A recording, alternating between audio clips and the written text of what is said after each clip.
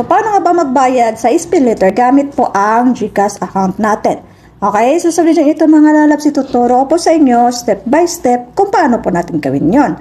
Okay, so una po natin gagawin, make sure po na merong sapat na laman yung ating GCash wallet para po makapagbayad tayo.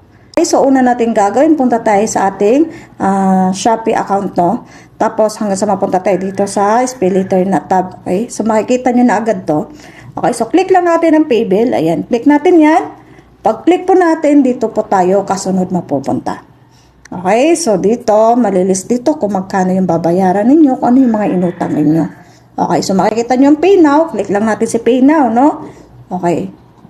Okay, so siya nga pala sa mga bago lang po naligaw sa channel ko. Kung nakatulong po ang video nito, baka naman pwedeng paki-subscribe na, paki-like. Kung may mga tanong po kayo, huwag po kayo mahiyang mag-comment lang po sa baba. Okay, so dito, click nyo lang po tong please select, ayan, payment method po, no? Click natin yan. Tapos, dito tayo mapupunta. So, piliin natin tong payment center. Click natin tong may arrow down. Ayan. Click natin yan. Okay, so dito, kasunod, makikita nyo ang GCash. So, piliin nyo sa GCash, siyempre, no? Okay, click natin yan. Then, confirm. Okay, confirm natin. Okay, so dito, makikita nyo na dito yung payment method ninyo na GCash wallet na. Okay? So, pay na tayo. So, ganun lang po kadali, no? Kung paano tayo magbayad sa SpeedLetter gamit ang GCash. So, pay. Ang kasunod po ay, ito po yung kasunod na makikita natin. So, dito, lalagay natin yung GCash account number natin. Tapos, mag-next na tayo. Okay, so next tayo. Pagkatapos, dito kailangan ng OTP. So, magsesend ng OTP si GCash. So, hintayin nyo po. Kung ilagay nyo dito. Kagaya po niyan, tapos mag-next tayo. Okay?